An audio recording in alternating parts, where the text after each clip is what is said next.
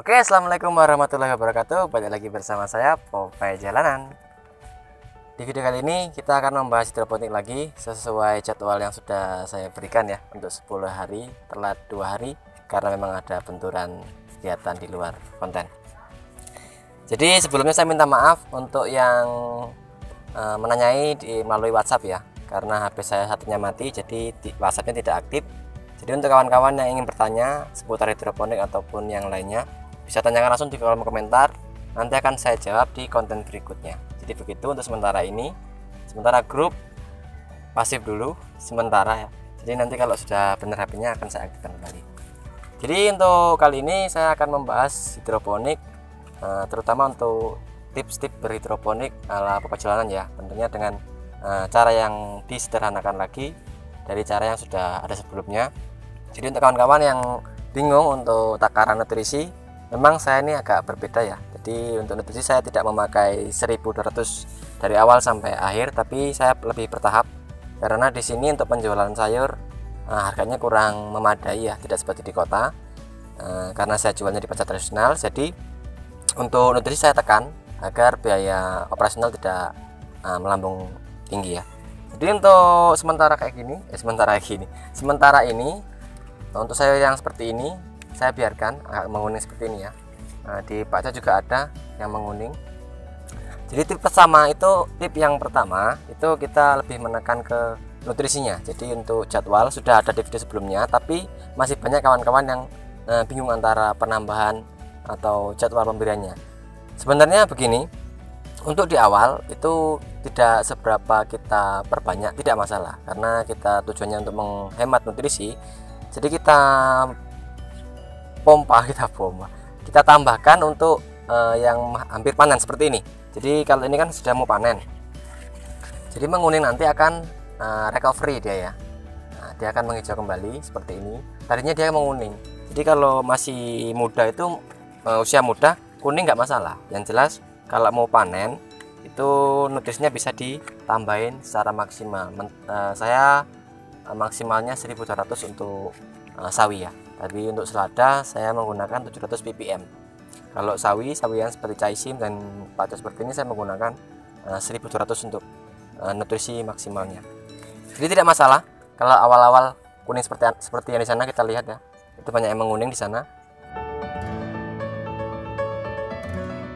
Untuk tip yang kedua, kita bisa menanggulangi hama karena bagaimanapun kita tidak menggunakan atap, jadi kita menanggulangi hama secara manual. Di usia sayur yang 14 hari, ini kebetulan sudah 20 hari, jadi sudah hampir panen, jadi hama sudah tidak ada lah saya pikir, karena di sini hamanya kupu-kupu. Coba dilihat mas, di sana mas yang dimakan hama ada mas.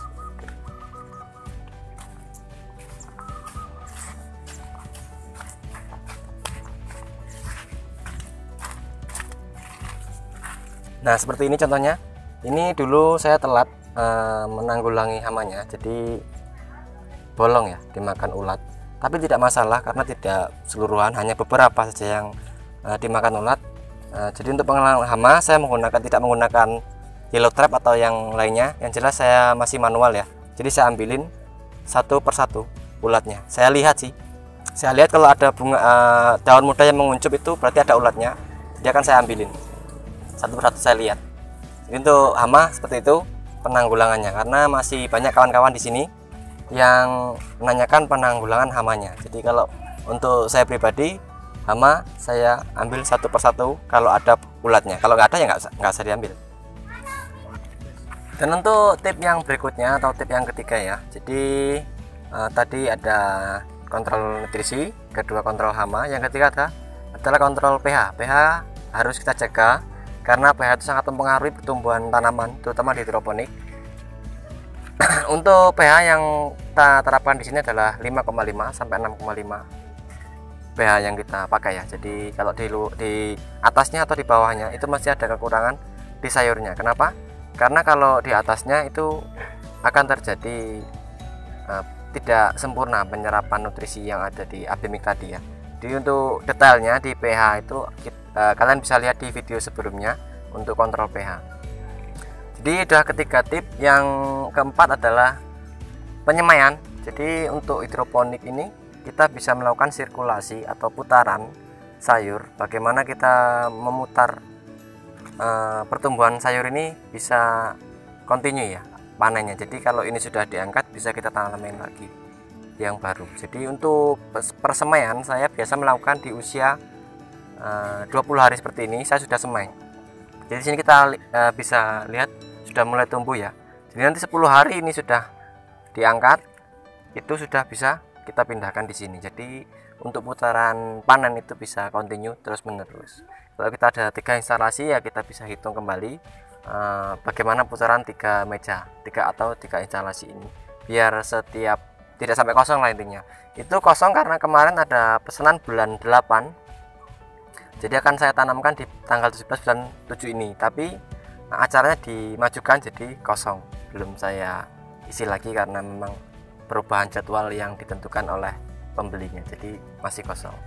Jadi begitu untuk sawi dan caisim ya. Nanti kalau selada kalian bisa lihatlah sudah cukup materinya di selada. Kita bisa lihat di video sebelumnya. Saya akan kasih lihat menguningnya tanaman itu seperti apa. Jadi seperti ini ya. Ini kelihatan banget untuk caisim. Dia kuningnya lebih cenderung ke putih jadi ya. Sampai cenderung ke putih. Ini masih bisa sembuh kok. Ini masih bisa recovery lagi untuk hijau. Jadi kita boost nutrisinya biar nanti ini bisa hijau dan kita bisa panen. Tapi jangan sampai telat ya. Jadi usia 20 itu sudah kita boost untuk nutrisinya. Biar nanti kalau sudah waktunya panen dia tidak ada kuningnya. Jadi di kemasan itu terlihat menarik. Kalau yang di sini ini adalah murni kesalahan saya. Jadi waktu pindah tanam dulu di tandan itu masih ada bekas nutrisi yang sebelumnya, tapi tidak saya buang alias tidak saya ganti. Setelah langsung saya naikkan, saya tambahin air, saya naikkan untuk pertumbuhan ini. Alhasil seperti ini ya. Itu nggak tahu karena mungkin faktor ada banyak bakteri yang nggak jelas lah mungkin ya. Saya nggak tahu juga faktornya apa. Yang jelas dulu tidak saya bilas tandonnya dan langsung saya buat pertumbuhan yang baru ini. Jadi seperti ini, banyak yang mati dan terutama seperti ini. Ini kalau saya bilang jamur ya, kawan-kawan juga bilang jamur. Jadi dia patah seperti ini. Kebanyakan seperti ini untuk gejala yang di sini. Dan untuk yang di sini terlihat rata dan alhamdulillah bagus ya hasilnya. Ini karena tandon sudah saya bilas kemarin karena juga memang habis panen dan saya isi ulang. Dan di sini waktu panen itu tidak menghabiskan satu tandon, jadi masih sisa nutrisinya. Saya mau dibuang dan saya pakai lagi, ternyata begini hasilnya. Dan untuk kawan-kawan jangan ditirulah, kalau habis panen kalau bisa nutrisinya dibuang, dibilas dengan yang baru dan digunakan dari awal lagi ppm-nya 400 seperti yang sudah saya jadwalkan di video sebelumnya. Untuk pacau yang di sini saya menggunakan bibit ya, karena ini bukan promosi. Kemarin sudah ada yang nanya juga bibitnya pakai apa. Saya menggunakan panah merah ya. Pacunya bagus, daunnya lebar dan bisa mencapai bobot kalau maksimal itu 2 on. Tapi kalau saya bisa 1,5 on sudah panen ya untuk yang pacoy. Karena di sini per kilo, jadi saya besarkan full untuk sawinya. Karena kalau tidak full ya lumayan rugi, bukan merugi sih, lumayan sedikit hasilnya. Untuk nutrisi di sini 2 instalasi ini jumlahnya ada 540 lubang dan 380 lubang, itu menghabiskan 5 liter nutrisi. Jadi cukup 125.000 untuk nutrisi 5 liter sudah cukup untuk seluruh 2 instalasi ini ya. Jadi terhitung bisnisnya cukup lumayan lah untuk hasil yang buat hidroponik 2 instalasi ini. Itu belum lagi kita potong listrik 2 pompa. Per pompanya itu bisa memakan listrik 20.000 biasanya per bulan. Jadi kalau untuk 2 40. Itu hitungan hasil dari hidroponik, karena kemarin masih banyak yang menanyakan untuk penjualan per kilo 7.000 itu masih ketemu nggak sih mas ya. Jadi seperti ini. Nah, kalian bisa hitung lagi ya, hitung kembali.